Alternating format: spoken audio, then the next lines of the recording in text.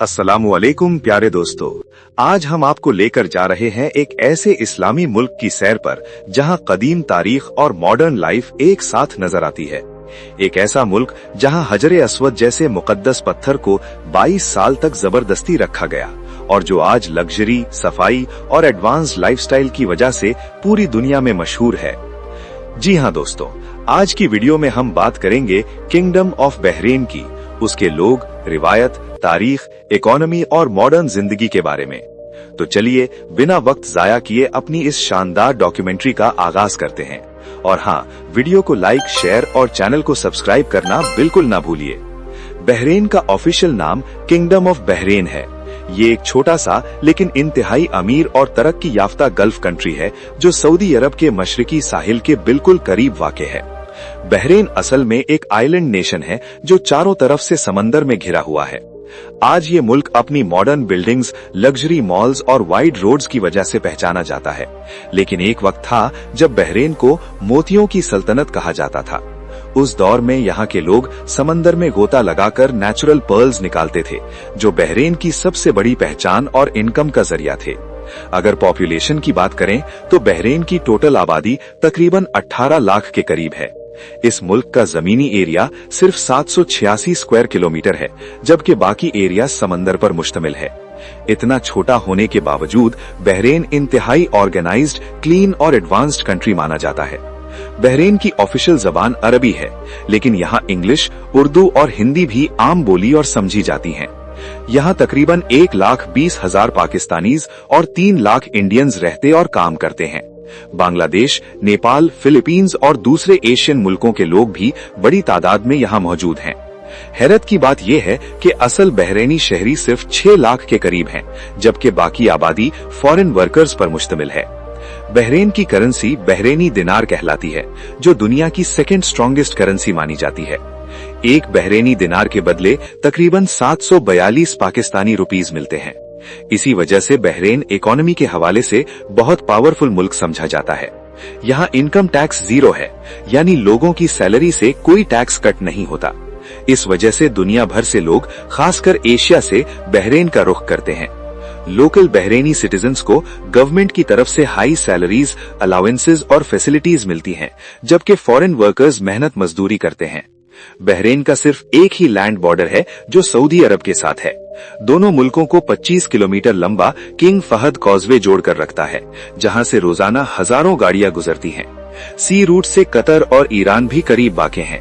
Bahrain का capital Manama है, जो मुल्क का सबसे बिजी और डेवलप्ड शहर है।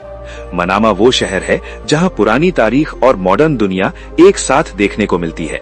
यहाँ आपको स्काई स्क्रीपर्स के साथ साथ ट्रेडिशनल मार्केट्स भी नजर आएंगी। बहरीन एक कॉन्स्टिट्यूशनल मोनार्की है। इस वक्त यहाँ के बादशाह किंग हमद बिन ईसा अल खलीफा हैं। अल खलीफा फैमिली सदियों से यहाँ हुक्मरानी कर रही है और दुनिया के अमीर तरीन रॉयल फैमिलीज में शुमार होती है।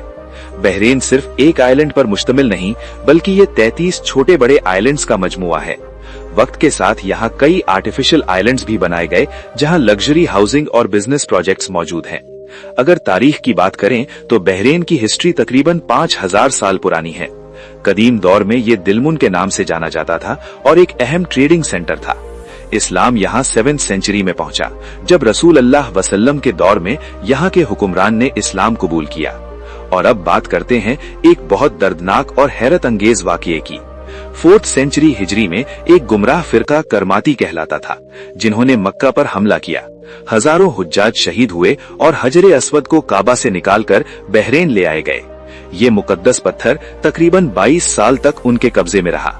आखिरकार 952 एडी के करीब हजरे अस्वद को वापस मक्का लाया गया, मगर वो टूट चुका था। आज जो चांदी का हल्का हजरे अस्वद के गिर्द नजर आता है, वो इसी वाक़ये की याद है।